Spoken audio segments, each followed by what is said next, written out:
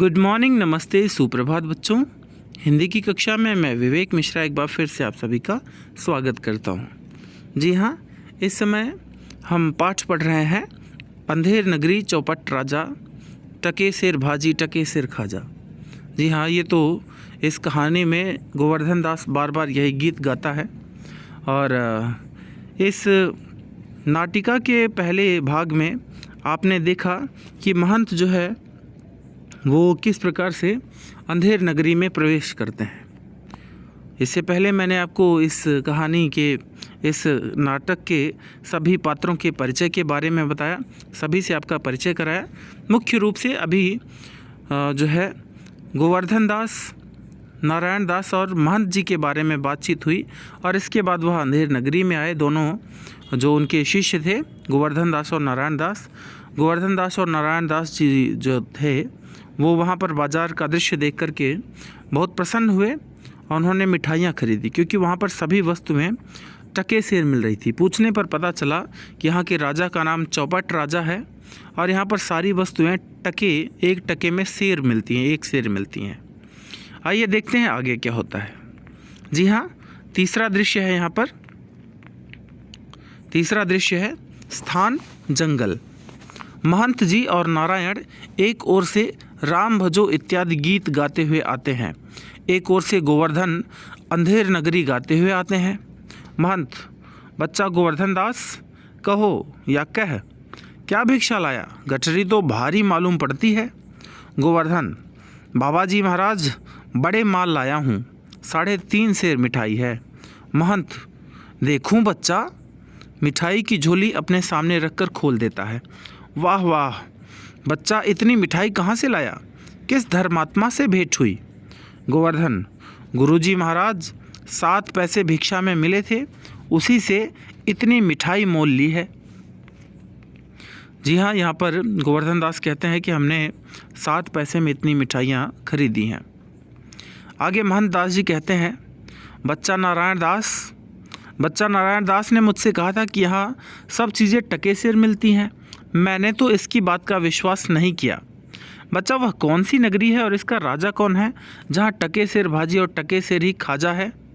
गोवर्धन जी कहते हैं, गोवर्धन जो उनके शिष्य हैं, वह कहते हैं, अंधेर नगरी चौपट राजा, टके सिर भाजी टके सिर खाजा। महंत: तो बच्चा, ऐसी नगरी में रहना उचित नहीं है जहाँ टके सेर भाजी यानी सब्जी तरकारी और टके सेर ही खाजा एक प्रकार की विशेष तरह की मिठाई हो। ऐसी नगरी में 1000 मन मिठाई मुफ्त की मिले तो किस काम की? यहाँ एक क्षण नहीं रहना है, एक पल नहीं रहना।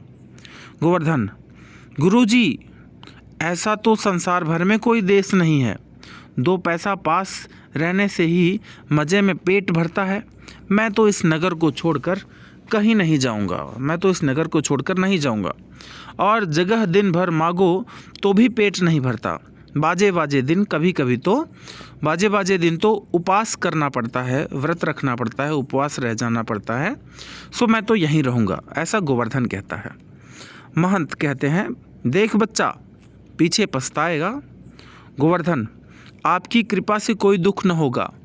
मैं तो यही कहता हूँ कि आप भी यहीं रहिए। महंत: मैं तो इस नगर में एक क्षण भी नहीं रहूँगा। देख, मेरी बात मान, नहीं पीछे पछताएगा। गोवर्धन: प्रणाम गुरुजी, मैं तो फिर भी यही कहता हूँ कि आप भी यहीं रहिए। महंत जी नारायण दास के साथ जाते हैं। गोवर्धन दास बैठकर मिठाई खाता है और पर्दा गिरता है। जी हाँ, तीसरे दृश्य में यहाँ पर पर्दा गिरता है। और चौथा दृश्य यहाँ पर राजसभा का है। राजसभा में क्या होता है, आइए देखते हैं। चौथा दृश्य राजसभा। राजा, मंत्री और नौकर लोग यथास्थान स्थित हैं, सभी बैठे हुए हैं। सेवक चिल्लाकर, पान खाइए महाराज। राजा चौक घबरा कर उठता है, क्या? सूपनखा आइए महाराज। मंत्री राजा का हाथ पकड़कर, नहीं, यह कहता है कि पान खाइए महाराज। राजा, दुष्ट पाजी, बिना बात के हमको डरा दिया। मंत्री, इसे 100 कोड़े लगवाओ। मंत्री, महाराज, इसमें पनवाड़ी का क्या दोष है? न वह पान लगा कर देता, न ऐसा पुकारता। राजा, अच्छा, पनवाड़ी को 200 कोड़े लगाओ। नौकर एक सुराही में से एक गिलास में शराब उड़ेल कर देता है। लीजिए महाराज, पीजिए महाराज। राजा मुंह बनाकर पीता है। और दे। तभी पर्दे के पीछे से आवाज़, दुहाई है का शब्द होता है। कौन चिल्लाता है? पकड़ कर लाओ। दो नौकर एक फरियादी को पकड़ कर लाते हैं। एक फरियादी मतलब फरियाद करने वाला, वो आ रहा होता है। फरियादी, दुहाई है महाराज, दुहाई है, हमारा न्याय कीजिए। राजा, चुप रहो, तुम्हारा न्याय यहाँ ऐसा होगा कि जैसा जम के यहाँ भी ना होगा। जम मतलब यमराज के यहाँ, यम के यहाँ भी ना होगा। बोलो क्या हुआ? फरियादी, महाराज कल्लू बनिया की दीवार गिर पड़ी, सो मेरी बकरी उसके नीचे दब गई। दुहाई है महाराज, न्याय हो। तो फरियादी यह फरियाद लेकर के आता है कि कल्लू बनिया की दीवार गिरने से उसकी बकरी जो है वो मर गई है। राजा नौकर से, कल्लू बनिया की दीवार को अभी पकड़ लाओ। मंत्री, महाराज दीवार नहीं लाई जा सकती। अच्छा, कल्लू बनिए को पकड़ लाओ। नौकर लोग दौड़कर बाहर से बनिए को पकड़ लाते हैं। क्यों बे बनिए, इसकी लड़की नहीं बरकी क्यों दबकर मर गई? बरकी नहीं महाराज, बकरी, ऐसा मंत्री ने कहा। बरकी नहीं महाराज, बकरी। राजा, हाँ बकरी क्यों मर गई? बोल। नहीं, अभी फांसी देता हूँ, ऐसा राजा ने कहा। कल्लू, महाराज मेरा कुछ दोष नहीं है, कारीगर ने ऐसी दीवार बनाई कि गिर पड़ी।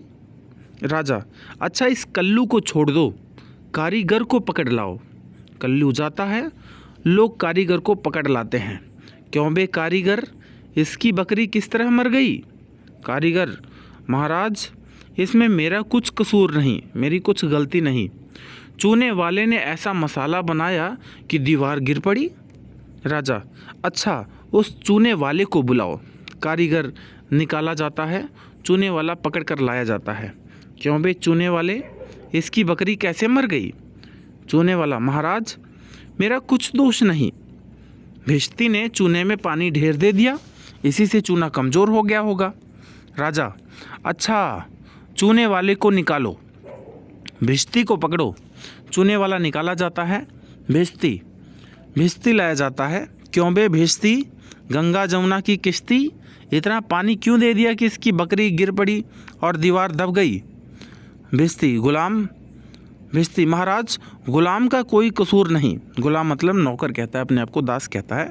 महाराज गुलाम का कोई कसूर नहीं, कसाई ने मशक इतनी बड़ी बना दी कि उसमें ज़्यादा पानी आ गया, उसमें पानी ज़्यादा आ गया। अच्छा कसाई को लाओ। राजा ने कहा, अच्छा कसाई को लाओ, भिश्ती को निकालो। लोग भिश्ती को निकालते हैं और कसाई को लाते हैं। क्यों बे कसाई, मशक ऐसी क्यों बनाई कि दीवार लगाई बकरी दबाई? कसाई कहता है, महाराज गडरिये ने टेक पर ऐसी बड़ी भेड़ मेरे हाथ बेची। एक बार फिर से देखेंगे। महाराज गडरिये ने टके पर ऐसी बड़ी भेड़ मेरे हाथ बेची कि उसकी मशक बड़ी बन गई। राजा, अच्छा कसाई को निकालो, गडरिये को लाओ। कसाई निकाला जाता है, गडरिया आता है। क्यों बे गडरिये, ऐसी बड़ी भेड़ क्यों बेची कि बकरी मर गई?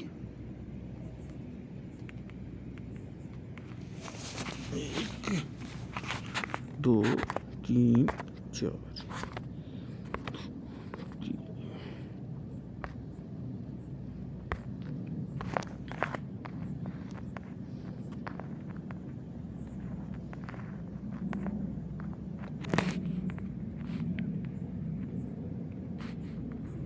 गडरिया कहता है, महाराज उधर से कोतवाल साहब की सवारी आई, सो उसे देखने में मैंने छोटी बड़ी भेड़ का ख्याल नहीं किया, मेरा कुछ कसूर नहीं।